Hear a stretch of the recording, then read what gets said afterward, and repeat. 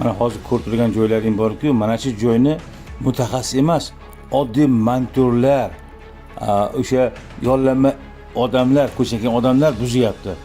Ertaga bu ko'chib ketsa, oddiy pastda turgan aholini 65 metrlik joydan tushib ketsa nima bo'ladi? Ha, bu Olimjon To'xtanazarovning o'z videosidan olingan parcha. Uning gaplariga diqqat bilan quloq solsangiz, xulosa chiqarish qiyin emas.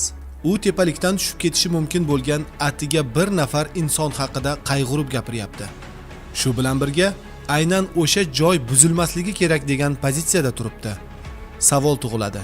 Agar u kelajakda bir kishining xavfi va taqdiri haqida o'ylayotgan bo'lsa, nahotki ayni shu joyda yuzlab, hatto minglab odamlar uchun xavf mavjud bo'lishi mumkinligini anglamasa, bu bexosdan aytilgan gapmi yoki ataylab ko'rilmayotgan haqiqatmi? Mayli, bu masalaga keyinroq alohida va batafsil to'xtalamiz. Hozir esa butunlay boshqa, yanada qiziqroq mavzuga o'tamiz. Bu bloger kamera ortida turib halollik haqida gapiradi, lekin kameradan tashqarida esa yerlar o'zlashtiriladi. Bugun biz aynan shunday jimjit, sekin, lekin rejali tarzda o'zlashtirilgan yerlarning bittasi haqida gapiramiz. Uzoqqa borib o'tirmadik. Namangan viloyati Pop tumani G'urumsaroy qishlog'iga bordik. Bu Olimjon To'xtanazarov tug'ilib o'sgan qishloq. Bu u o'qigan maktab joylashgan hudud. O'sha maktabga qarashli bo'lgan yerlar qahramonimiz tomonidan bugun boshqa maqsadda ishlatilayotgandek. Eng og'riqli tomoni shundaki, uni deputat qilib saylaganlar ham shu qishloq odamlari. Vafot etsa tobutini ko'taradiganlar ham shu qishloq ahli bo'ladi. Olimjon To'xtanazarov deputatlik lavozimida ishlagan davrda bir emas, bir nechta yer masalalari bilan bog'liq jiddiy savollar paydo bo'lgan. Gap sport kompleksiga tegishli bo'lgan yer haqida. Rasmiy versiya oddiy, go'yoki sportni rivojlantirish. Amaldachi, yer atrofi devor bilan o'rab olindi, ochiqlik yo'q, nazorat yo'q, hisobot yo'q. Maydonning atiga 10dan 1 qismida 2 ta mini futbol maydoni barpo qilindi.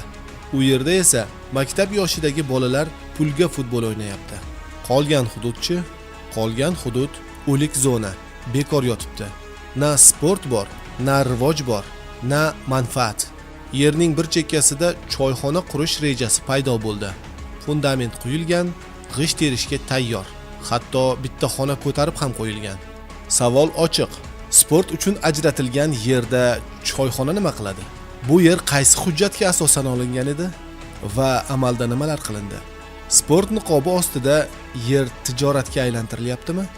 16 maktabda minglab bolalar o'ynaydigan joy mana shaklda. Bitta ochiq maydon bo'lib, shu maydonda bu bolalar bepul o'ynab, shu darslarni o'tgan.